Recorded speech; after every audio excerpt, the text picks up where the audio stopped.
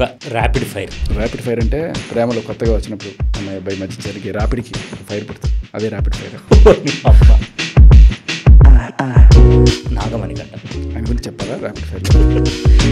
ఈ స్నేక్ సోనియా గారు ఏంటంటే ప్రజలు చూసే షోకి వచ్చి ప్రజల ద్వారా ఓట్లు వేయించుకొని ఈరోజు బయటకు వచ్చి ప్రజలు ఎవరు అని అంటుంది. కొండా సురేఖ గారు అలా స్టేట్మెంట్ ఇచ్చేసిన తర్వాత ఆవిడ క్షమించమని కోరినప్పుడు ఆవిడ మీద రెస్పెక్ట్ పెరుగుతుంది. మన జనాలు ఎంత ఇదంటే వెంటనే క్షమించేసి అమ్మా అని ఎత్తేసుకుంటారు. అండ్ విషయం రెమ్యునరేషన్ విషయానికి వస్తే అన్న, ఈ మా టీవీలో సీరియల్ బ్యాచ్ వీళ్ళంతా ఎవరైతే నిఖిల్, యష్మి, ప్రేరణ అండ్ ఆల్ వాళ్ళకి రెమ్యునరేషన్ ఇవ్వకుండా ఏదో షోలో ఇస్తే కంటెంట్ ఇవ్వడం కోసం ఇట్లా చేస్తున్నారు అనేది ఇప్పుడే అడుగు. ఈ క్వశ్చన్ ఇంతవరకు ఏ మీడియా వాళ్ళు అడగలేదు. చాలా ఛానల్స్ లో ఇంటర్వ్యూ చూసినాను సోనియా గారు, సోషల్ పోస్ట్ ముఖ్యంగా ఇవిలానే నేను శేఖర్ భాష అన్న ముందు కూర్చొని అడుగుతున్నా, ఖచ్చితంగా సోనియా గారు మీరు నాకు ఇంటర్వ్యూ కూడా ఇవ్వట్లే, మీరు వస్తే మీరు ఎందుకు ఇలా తడిమారో నేను అడుగుతాను.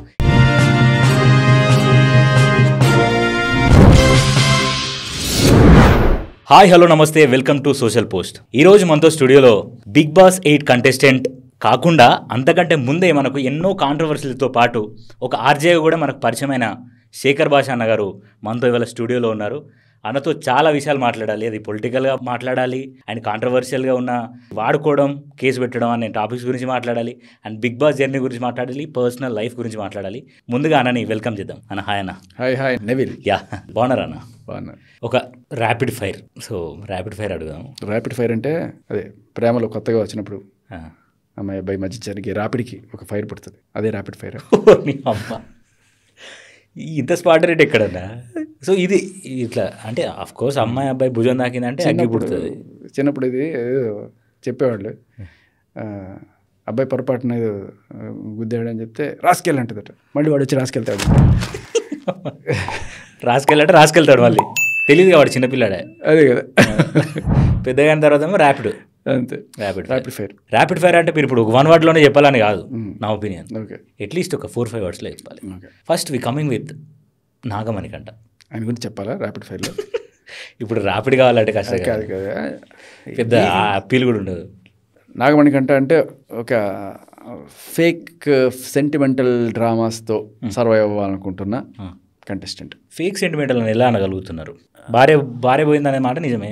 ఏమో మరి బయటకు వచ్చిన తర్వాత ఇవేం లేవు అని చెప్పి వాళ్ళే ట్వీట్లు పెడుతున్నారు, అంత దారుణం ఏం లేదు ఇట్లాంటివన్నీ పెడుతున్నారు వాళ్ళు. అవన్నీ చూసిన తర్వాత all is well, but sympathy game కోసం అతను ఆడుతున్నట్టుగా అనిపించింది. అండ్ వాట్ అబౌట్ నిఖిల్ అందరూ ఏమంటున్నారు? నిఖిల్ అనేటోడు ఒక ఫేక్ మాస్క్ వేసుకొని ఉన్నాను జనాలు అంటున్నారు. అంటే డబుల్ షేడెడ్ ఉంటాడు నిఖిల్. లేదు, నిఖిల్ మంచోడు, చాలా మంచోడు. ఓకే, కాకపోతే ఈ గ్రహణం తొలగిపోయింది కదా, ఇప్పుడు కాస్త ఇంకా బెటర్గా అవుతాడేమో. సోనియా చెప్పుడు మాటలు వినడం మానేసి తన సొంత డిసిషన్స్ తాను తీసుకుంటే బాగుంటుంది. ఓకే, ఇప్పుడు తీసుకుంటున్నారు అంటున్నారు. అదే. ఓకే, అండ్ ఇంకొక విషయం, ఈ సోనియా గారు ఏంటంటే ప్రజలు చూసే షోకి వచ్చి, ప్రజల కోసం షోకి వచ్చి, ప్రజల ద్వారా ఓట్లు వేయించుకొని ఈరోజు బయటకు వచ్చి ప్రజలెవరు అని అంటుంది. దాని మీద మీ ఒపీనియన్? నిజంగా ఏమన్నా ప్రజాస్వామ్యం ఇది కాదు కదా. కాదులే, బిగ్ బాస్ ఆయన ఇష్టం ఆయనది, ఆవిడ ఇష్టం ఆవిడది, చూస్తే చూడండి లేకపోతే పోండి అంది. బట్ ఏంటంటే బయటకు వచ్చిన తర్వాత కూడా కొంతమంది, ఇప్పుడు కొండా సురేఖ గారు అలా స్టేట్మెంట్ ఇచ్చేసిన తర్వాత ఆవిడ క్షమించమని కోరినప్పుడు ఆవిడ మీద రెస్పెక్ట్ పెరుగుతుంది. అవును. సో అలా మనం తప్పులు సహజం మనం చేసినప్పుడు ఆవిడ బయటకు వచ్చి జస్ట్ లేదండి నేను ఇట్లా అనుకోలేదు, మీరు ఇట్లా అనుకుంటారని, అలాంటిది ఏం లేదని చెప్పి కొంచెం హంబుల్గా జనాలకు చెప్తే వెంటనే చాలా మన జనాలు ఎంత ఇదంటే వెంటనే క్షమించేసి అమ్మా అని ఎత్తేసుకుంటారు. అలాంటి మనం చాలా చూసాం. ఒకప్పుడు ఇందిరాగాంధీని తిట్టిన వాళ్ళే ఆవిడ కొంగు చాచి ఓట్లు అడగగానే బీభత్సమైన మెజార్టీతో గెలిపించిన జనాలు మనవాళ్ళు క్షమించడంలో అలా క్షమించేస్తారు. బట్ క్షమాపణలు అడగడానికి కూడా గట్స్ ఉండాలి. బై ద వే, సరదాగా ఇందాక ఏమన్నా for the people by the people of the people, దీని గురించి నీకు అసలు విషయం చెప్తా. నిజానికి ప్రజాస్వామ్యం అంటే ఇది అనుకుంటున్నారు, బట్ ఇవాళ రేపట్లో డబ్బులు ఇచ్చి ఓట్లు కొంటున్నారా? చాలామంది కొంటున్నారు. అండ్ అంతమంది ఓట్లు వేస్తున్నారా? 100% ఓట్లు వేస్తున్నారా? సగం మంది ఓట్లు వేస్తున్నారు. అవునా? ఓట్లు వేసిన తర్వాత ప్రజాప్రతినిధులు ఏమన్నా జనాల మధ్యలో ఉండి మీ కష్టాలు తెలుసుకుంటున్నారా? వాళ్ళు ఎక్కడో ఉంటారు, వీళ్ళు ఎక్కడో ఉంటారు, దూరం పెరిగిపోతుందా? పెరుగుతుంది. సో ఇప్పుడు విను, ప్రజాస్వామ్యం డెఫినేషన్ ఫార్ ద పీపుల్ అంటే జనాలకి దూరంగా ఉంటారు, బై ద పీపుల్ అంటే జనాలు కొంటారు, ఆఫ్ ద పీపుల్ అంటే సగం మంది మాత్రం ఓట్లేస్తారు. So by the people, for the people, of the people. ఇదైతే ఇంకొక నెక్స్ట్ లెవెల్ చెప్తా. ఓకే. సో ప్రజాప్రతినిధి అంటే ఏంటి అంటే అందరని కాదు, బట్ సరదాగా డోంట్ టేక్ స్పోర్టివ్లీ. ఓకే. నువ్వు కాదు, ప్రజాప్రతినిధి. ప్రజలు ప్రతినిధిని కాజేసేవాడే ప్రతినిధిని ఆయన. పొలిటికల్ క్రిటిక్ కూడా ఇట్లా చెప్పలేదు. సో ఏదో నువ్వు by the people, of the people అన్నావు కాబట్టి ఆ ఫ్లోలో వచ్చింది. సరే, వచ్చినప్పుడు వేసేస్తుంటాడు, టాపిక్కి వెళ్ళిపోయి మళ్ళీ ర్యాపిడ్ ఫైర్కి వచ్చేసి స్నేక్ సోనియా. అదే. సో కంప్లీట్ కాలేదు చెప్పు. బాసిజం, సుపీరియారిటీ కాంప్లెక్స్, అంతే. Just in simple. ఇంకా తడమడాల గురించి ఇట్లా అవి నేను పట్టించుకోనప్పా, పెద్ద మాట్లాడదలుచుకోలేదా? అది ఆవిడ పర్సనల్. ఓకే. సో అక్కడ కూడా ర్యాపిడ్ ఫైర్ అయి ఉంటుంది ఏదైనా. That's up to you. And ఆవిడనే అడగండి, మీరు గట్టిగా అడగండి. మీరు దమ్ముందిగా, మీకు దమ్ముందా? దమ్ముంది, అడుగుతా. సోనియా నువ్వు ఇలా ఎందుకు తడిమావు అని అడుగుతా. అడుగు, ఇప్పుడే అడుగు. ఈ క్వశ్చన్ ఇంతవరకు ఏ మీడియా వాళ్ళు అడగలేదు. చాలా ఛానల్స్ లో ఇంటర్వ్యూలు చూసి నేను సోనియా సోషల్ పోస్ట్ ముఖంగా, అండ్ సోషల్ పోస్ట్ ముఖంగా నివిల్ అనే నేను శేఖర్ భాష అన్న ముందు కూర్చొని అడుగుతున్నా. నాకు చాలా ధైర్యంతో పాటు, కొండంత ధైర్యంతో పాటు అడుగుతున్నా. ఖచ్చితంగా సోనియా గారు, మీరు నాకు ఇంటర్వ్యూ కూడా ఇవ్వట్లే, మీరు వస్తే మీరు ఎందుకు నిఖిల్ చెస్ని ఇలా బట్టి ఇలా తడిమారో నేను అడుగుతా. ఈ క్వశ్చన్కి మీరు రెడీగా ఉండండి, దీనికి ఆన్సర్ కూడా రెడీ చేసుకోండి. ఓకేనా? నెక్స్ట్ యష్మి చాలా భద్రకాయల రూపం చూపించేది ఈ నామినేషన్స్ వచ్చేటప్పుడు. అయిపోయిన తర్వాత పాపం తమ్ముడే ప్యాకెట్ సరదాగా మాట్లాడేది. సరదాగా మాట్లాడడం, లేకపోతే భద్రకాయల రూపం, ఈ 2 రూపాయలు కాకుండా ఇంకొక రూపం చూసేది. Cute personality. అది ఎలా అంటే మీరు బిగ్ బాస్ మొత్తం చూడండి, అంత క్యూట్ మూమెంట్ దొరకదేమో అనిపిస్తుంది. ఇది స్పెల్ బీ కాంపిటీషన్ పెట్టారు. అవును, ఇట్లా గవర్నమెంట్ స్పెల్లింగ్ రాయమన్నారు.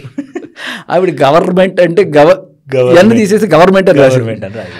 ఇంకా చూసుకోమా, అక్కడ మామూలుగా వేసుకోలేదు. ఒక 2 రోజుల పాటు నేనే కాదు అందరూ గవర్నమెంట్ ఏడిపించారు. అయితే ఆ స్పెల్లింగ్ రాసినప్పుడు అమ్మాయి ఇట్లా షీ వాస్ సిగ్గుపడిపోయింది అనమాట. ఇంకా బిగ్ బాస్ నాకు తెలియదు, బిగ్ బాస్ అంటే అప్పటిదాకా మేము ఫ్రెండ్లీగా ఉండేమని చూసాం, లేకపోతే పత్రికలు ఫస్ట్ ఒక సిగ్గుపడే యష్మిని చూసాం. Okay. So she was very cute ఆ టైం. నేను చెప్పా, అమ్మాయి అన్నప్పుడు అంటే పురుషుడు పౌరుషం, స్త్రీ సిగ్గు అని ఊరికే అన్నారు. సో ఇవాళ నిజంగా ఇప్పటిదాకా నేను చూడండి నీ కొత్త యాంగిల్ చూసాను.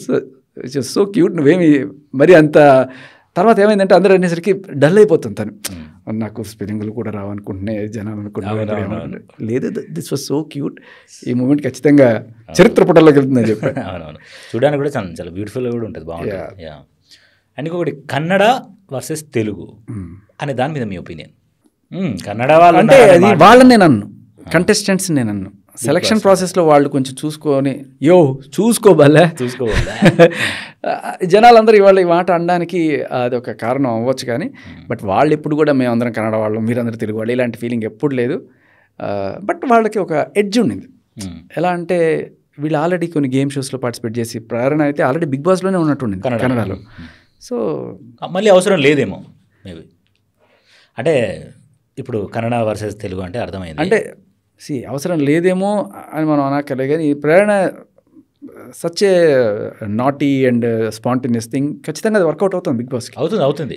సో అక్కడ చూసిన అద్భుతం తెలుగు ప్రేక్షకులు ఎక్కడ మిస్ అవుతారో అని ఇక్కడ కూడా తీసుకోవచ్చు మేబీ. అక్కడ మెరిసిన తారాజువ అది ఇక్కడ కూడా తీసుకొద్దామని తీసుకొచ్చినట్టు. అండ్ ఇంకో విషయం, రెమ్యునరేషన్ విషయానికి వస్తే అన్న, ఈ మా టీవీలో సీరియల్ బ్యాచ్ వీళ్ళంతా ఎవరైతే నిఖిల్, యష్మి, ప్రేరణ అండ్ ఆల్, సో మణికంఠ కూడా అండ్ వాళ్ళకి రెమ్యునరేషన్ ఇవ్వకుండా ఏదో షోలో ఇస్తే కంటెంట్ ఇవ్వడం కోసం ఇలా ఇస్తున్నారు. అస్సలు కాదు, ఎవరు రెమ్యునరేషన్ వాళ్ళు గట్టిగానే ఉంది. అంతేనా? ఓకే. మీకెంత రెమ్యునరేషన్ ఇచ్చారు? అయ్యని చెప్పకూడదుగా. రెమ్యునరేషన్ ఇప్పుడే మొత్తం రాదు. ఇలాంటి మాటలు ఎవరిని అడిగితే చెప్పేస్తే ఉన్న రెమ్యునరేషన్ కూడా కోసేస్తామని చెప్తారు. కాబట్టి అంటే మోస్ట్లీ ఒక వీక్కి సంవత్సరానికి సరిపోయే అంత డబ్బులు ఇస్తారా? అంతలేదు. ఒక 6 నెలలకు సరిపోయేంత డబ్బులు ఇస్తారు. ఒక నెలకు సరిపోయేంత ఇస్తారు. నెలకు సరిపోయేంత అంటే ఒక నెలకు ఒక మీ తరఫున చూసుకుంటే ఒక నెలకు ఒక 5 లక్షలు 10 లక్షలు ఖర్చు అవుతాయి కదా. సో 2 వారాలకి మీకు ఒక చెప్పను బ్రదర్ 25-30 లక్షలు ఇచ్చి ఉంటారు. చెప్పను సిస్టర్. పర్ డే ఇవ్వరా అన్న? వీక్లీ ఇస్తారా? వీక్లీ ఇస్తారు. ఓకే. బట్టలన్నీ వాళ్ళ కొనిస్తారా అన్న? అంతలేదు, బట్టలు మనయే. అంటే కొంతమందికి నేను ముందుగానే బిగ్ బాస్కి వెళ్తున్నానని మార్కెటింగ్ చేసుకునే దమ్ముంటే వాళ్ళు ఆల్రెడీ ఆ షాప్ వాళ్ళతో టైప్ పెట్టుకొని చేసుకోవచ్చు. ఓహో బయటకు వచ్చిన తర్వాత ఇది ఈయన అని చెప్తేస్తే వాళ్ళకి happy, win win situation. Okay. Bebakka Bebakka యాక్చువల్గా మంచి ఎంటర్టైనర్. చాలామందికి తెలియదు అక్కడ ఏంటిది టమాటా పొటాటో కాదు, అది టొమాటో పొటాటో అని చెప్పింది చూసారా. అదే ఆవిడ ఒకసారి ఆ డైలాగ్ అక్కడ చెప్పి ఇది నువ్వా మాకు ఇన్నాళ్ళు తెలియదు అని చెప్పి అందరూ కూడా అట్లా చూస్తుండిపోయారు. చాలామందికి తెలియదు అది పాపులర్, అది ఆవిడ వాయిస్ అని చెప్పి. సో ఆ ఎంటర్టైన్మెంట్ యాంగిల్ కొంతే వచ్చింది. మధ్యలో ఆవిడని ఎవరు బలంగా ఇన్ఫ్లుయెన్స్ చేశారు. కిక్ సినిమాలో అలీని రవితేజ ఇన్ఫ్లుయెన్స్ చేసినట్టు ఎవరో బలవంతంగా ఇన్ఫ్లుయెన్స్ చేయడం వల్ల ఆవిడ బిగిచ్చి గట్టిగా ఆడాలని చెప్పి పెట్టుకోవడం వల్ల ఆవిడ కొంత బ్యాడ్ అయింది అక్కడ. అవును. ఆరెంజ్ని మీరు బాల్స్లా వేసుకొని ఆట ఆడుకున్నారు. అండ్ ఇంకోటి కూడా సోనియా ప్రభావం కూడా ఉంది దాంట్లో. ఆవిడ అంటే కుక్కర్ పెట్టడానికి ఈవిడికే చేత కాదు, ఆవిడికి పాపం ఇబ్బంది పెట్టడంలో, ఆవిడ విజిల్ రావడంలో అందరికీ ఇబ్బంది అయింది. ఫస్ట్లో ఎవరికి ఇట్లాంటి కుక్కర్ ఉంటుందని తెలియదు, ఆవిడ అందరం ఇబ్బంది పడ్డాం. కానీ సోనియా గారు చాలా అందంగా ఉంటారన్న. ఇంకొకటి ఏంటంటే తనకి వయసుని దాచిపెట్టుకునేంత అందం కూడా ఉంది. She was so beautiful. So మీకు తన వయసు ఏంటో చెప్పగలుగుతారా? మీరు అడిగి ఉంటారు కదా వయసు పాట. అసలు ఆడవాళ్ళనే వాళ్ళ వయసు అడగకూడదు, నువ్వు అలాంటిది వాళ్ళ గురించి నన్ను అడుగు. అది ఇది అర్థం కాదు. ఆడవాళ్ళని వయసు అడగొద్దు, మగవాళ్ళని జీతం అడగొద్దు. కాదు, ఆడవాళ్ళని వయసు అడగద్దు, మగవాళ్ళని జీతం అడగద్దు అని చెప్పి అంటారు కదా. ఓకే. అలా వయసు అడగడం అమ్మా భలే పాయింట్ గుర్తు చేసావు డార్లింగు. చాలా ఇంపార్టెంట్. ఆడవాళ్ళని వయసు అడగద్దని ఎవడన్నాడండి? ఖచ్చితంగా అడగండి, ప్రతి ఆడవాళ్ళని వయసు అడగండి, లేకపోతే నేను మైనర్ అని చెప్పి మీద కేసులు పెట్టినా పెడతారు. ఇది పాయింట్. ఇప్పుడు మైనర్ అని పెట్టి కేసులు పెడతారు కాబట్టి ప్రతి ఆడవాళ్ళని వయసు అడగండి. ఇది ఖచ్చితంగా చట్టంలో ఉండాల్సింది. ఆధార్ కార్డులు కూడా చూడండి, ఎస్పెషల్లీ రిలేషన్లోకి వెళ్ళాలనుకునేవాళ్ళు. ఓకే అన్న. అండ్ ఇంకో విషయం, అభయ్ నవీన్ విషయానికి వస్తే, అభయ్ నవీన్ సచ్ డార్లింగ్, మంచి కలుపుకోలు పర్సన్. అలాంటి మనిషి ఒకళ్ళు ప్రతి టీంలోనూ ఉండాలి. అలా టక్ టక్ టక్ టక్ వెళ్తాడే, ఇంత ఓపిక ఉంటుంది మనిషికి. అంటే చాయ్ పెట్టిస్తాడు అందరికీ వంట వండి పెడతాడు, అందరితో చాలా ఫ్రెండ్లీగా, ఇంట్లో ఒక ఎస్పెషలీ ఒక బ్రదర్ లాగా అట్లా అనిపిస్తాడు. Very such a nice person, మంచి ఆటగాడు. అభయ్ నవీన్ గారితో నేను ఇంటర్వ్యూ చేసిన ఆల్రెడీ. నాతో ఏమన్నాడంటే, ఆ రోజు బాబుటిన్ అనే వార్త తెలిసినప్పటి నుంచి అన్నకి ఎందుకో మనసు లేదు, వెళ్ళిపోతా పోవాలనిపిస్తుందిరా నాకు అని చెప్పేసి చాలా చెప్పుకుంటూ వచ్చిండు అనే విషయం నాతో చెప్పిండు. ఈ నాగార్జున సార్ కూడా అన్నాడంట, ఇప్పుడు మీరు ఎవరు శేఖర్ భాష గారిని ఈ పాయింట్ మీద నామినేట్ చేస్తున్నట్టు బయటకు చెప్పొద్దు, ఇది నా సీరియస్ వార్నింగ్, మీరు మిగతా చెప్పాలి బట్ ఇది చెప్పొద్దు అని. అంటే నాకు తెలిసి ఒక సీత అనుకుంటా, సీత ఒక్కది మీ దగ్గరకు వచ్చి, మీకు తెలియని విషయం అంటే సీత కూడా అటే వేసి ఉండేది. ఇంకా అన్ని పడిపోయిన తర్వాత ఆబ్వియస్గా ఏదో ఒకటి ఉడతా పడితే వేస్తే బాగుంటుంది అని చెప్పి తను వేసింది తప్ప, సీత కూడా అటే వేసి ఉండేది. ఎందుకంటే ఆల్ సెట్ అక్కడ. ఓకే, ముందుగానే చెప్పేసామన్నమాట. సో హ్యాపీగా బెంచ్లో కూర్చొని ఒకళ్ళు అట్లా పాస్ చేసుకున్నారు. వాళ్ళు కూడా హ్యాపీయే కదా, ఒకడు వెళ్ళిపోతాను నామినేట్ చేయండి రా అంటే ఏ పెయిన్ లేకుండా వాడికి వేసేస్తున్నారు. అండ్ ఆదిత్య ఏం అడగలేదు. ఇప్పుడు ఆదిత్యకి ఎవరైనా వేశారనుకో, ఆదిత్య అగరెస్ట్గా వేశారనుకో, అనవసరంగా వాళ్ళకి శత్రువులు అవుతారు కదా. రేపు ఉండాలనుకునే వాడికి మన శత్రువు అవడం కన్నా వెళ్ళాలనుకునే వాడికి ఇష్టమైన పని చేద్దాం అని చెప్పి అది చేసి ఉండొచ్చు. సో మీరు కరెక్ట్గా వీడియో బాగా, అంటే ఐ డోంట్ నో మీరు చూసేలేదు, ఆ వీడియో అబ్జర్వ్ చేస్తున్నప్పుడు కూడా సీత వేయడానికి ఆఖరికి ఆదిత్య దగ్గరికి వచ్చినప్పుడు ఆదిత్య వెంటనే ఇట్లా పెడతాడు తల, అంటే నాకు వేయద్దారు శేఖర్కి. ఆదిత్య వచ్చినప్పుడు మీరు అడగండి, ఒకవేళ ఇంటర్వ్యూకి వస్తే కరెక్ట్గా ఆ దండలు పడ్డ ఘట్టంలో ఏం జరిగింది నిజాయితీగా చెప్పమని అడగండి. ఖచ్చితంగా అడుగుతా. సో ఆదిత్య ఓం గురించి, అది మీ ఫ్రెండ్, మీరు ఆదిత్య ఓం ఒక సేఫ్ ప్లేయర్. ఆదిత్య నామినేట్ చేసినాక నేను ఎప్పుడు అనుకోలేదు, కానీ ఏదో ఒక పర్టికులర్ దాంట్లో నీకు డిసిప్లిన్ లేదు, నీకు అది లేదు అని చెప్పి గట్టిగా మాట్లాడడం నాకు ఎందుకు చిబుక్కు మంది. I'm not blind, I'm trained. Raviteja fan కదా. ఆ డైలాగ్ సర్కాస్టిక్గా చెప్పి చాలా సర్కాస్టిక్కే, ఎందుకంటే అప్పుడంతా నెత్తినంత పోస్తే నాకు కళ్ళల్లో అంతా పడిపోయింది. సో ఈ కనబడి రావట్లేదు సరిగ్గా. కాదన్నా, ఎందుకు ఆదిత్య ఓం అని మీరు కొంచెం దాన్ని ఏమంటారంటే మీకు నచ్చలేదు కొన్ని రోజులు? అలా ఏం లేదు, నాకు నచ్చ బిహేవియర్ అలా అనిపించింది. అసలు కాదు, ఆ నామినేషన్ అయిపోయిన తర్వాత కూడా ఆదిత్య ఓంని నేను తర్వాత ఒక 3 గంటలు గ్యాప్ ఇచ్చి తర్వాత నేను మళ్ళీ మామూలుగా నువ్వు చేసినప్పుడు నేనేం అనుకోలేదు కదా, నువ్వు ఎందుకు ఎంత ఓవర్ యాక్షన్ చేయకు, స్పోర్టివ్గా తీసుకున్నాను. ఇంకా అప్పటి నుంచి కొంచెం ఒక సూటిపోటు మాటలు మాట్లాడతాడు, కానీ కొంచెం అప్పుడు అంతకు ముందు ఉన్నంత ఫ్రీనెస్ లేకుండా మాట్లాడుతుండే. అది ఇప్పుడు ఈ లాంగ్వేజ్ బ్యారియర్ అనేది ఆదిత్య గారికి ఉంది, అండ్ దానివల్లనే బయటికి వచ్చి రావాల్సి వచ్చింది. అది ఒకటి ఉంటుంది పాపం, ఎందుకంటే ఆయన ఎంత మాట్లాడినా కూడా ఎక్కడో ఒక డిస్కనెక్ట్ జనాలకి. ఆయన మాట్లాడేది నాకే కొంచెం అర్థం కాదు, మాకు కూడా ప్రతిసారి అదే చెప్పు అన్నట్టు ఉంటుంది. అదే అదొక బ్యారియర్. బట్ మంచి ఆయన అసలు. ఇప్పుడు ఆదిత్య గారు బయటకు వచ్చిన తర్వాత యష్మి అండ్ పృథ్వీ కూర్చొని మాట్లాడుకుంటున్నారు. ఏమని మాట్లాడుకుంటారు అంటే, సచ్ ఎ స్వీట్ పర్సన్ రా, ఎవరిని కనీసం హగ్ కూడా చేసుకోడు. అంటే హగ్ కూడా చేసుకోడు అంటే మరి వీళ్ళు హగ్గులు చేసుకోడు తప్ప నాకు అలా అనిపించింది అట. ఎవరిని హగ్ కూడా చేసుకోడు రా, కనీసం దగ్గరకు వస్తే కూడా ఓకే అమ్మా అంటాడు. అంత బాగానే ఉందిరా, కానీ స్ట్రాంగ్గా మాట్లాడేంత మాట్లాడలేదు అని అన్నాడు. అదే అంటున్నాను, 2 రకాలు ఉంటుంది దీంట్లో. ఇంట్లో వాళ్ళ ఆవిడ కూడా చూస్తుంటుంది కదా, అది కూడా నిజమే కదా, రారా అన్నట్టు అదే కదా మరి.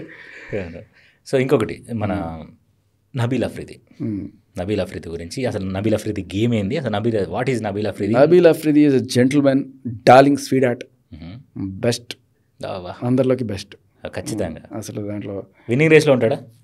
రెండు ప్రాబ్లమ్స్ తనకి, పాపం రిస్ట్ ఏదో ప్రాబ్లం ఉంది అండ్ బ్యాక్ పెయిన్ ఏదో ఉంది, దీనివల్ల కొన్నిసార్లు టాస్క్లు ఏమైనా ఇబ్బంది అవుతుంది. కానీ మీరు గమనిస్తే అది ఫీడ్ వచ్చి ఉండదు. నబీల్ గట్టిగా ఉంటాడు కదా, 100 కేజీలో 80 కేజీలో ఉంటాడు. నేను వాడి ముందు బక్కళ్ళ ఉంటాం కదా. నాకు కాలేజీలో ఉన్నప్పుడు కూడా కుస్తీలు పడ్డానికి వెళ్ళేవాడు అనమాట. పట్టు అంటే బేసికల్లీ నేను గెలవకపోయినా ఓడించడం కష్టం అవుతూ ఉంటుంది అనమాట. చిన్న టెక్నిక్స్ వాడతాను. అండ్ ఇంకోటి ఏంటంటే ఇది గట్టిగా ఉంటుంది, పాము చాలా పెద్ద ఉంటుంది, చాలా పెద్దది ఉంటుంది. సో ట్రై చేద్దాం అన్నప్పుడు ఫస్ట్ ట్రై చేసినప్పుడు పడిపోయాడు నబీల్. తర్వాత నాకు చెప్పాడు ఇది right hand problem, left hand పడతాం అన్నాడు. మనకి లెఫ్ట్ హ్యాండ్ జనరల్గా ఎవరికి లెఫ్ట్ హ్యాండ్ అంత ఉండదు, మన left hand full train left hand ఏం పడిపోయాయి. అది ఉండే. బట్ అదొకటి చూసుకుంటే జాగ్రత్తగా ఉండాలి. అండ్ బిగ్ బాస్ టాస్క్లు ఇచ్చేటప్పుడు కూడా కొంచెం ఇది కన్సిడరేషన్ తీసుకుంటే బాగుంటుంది.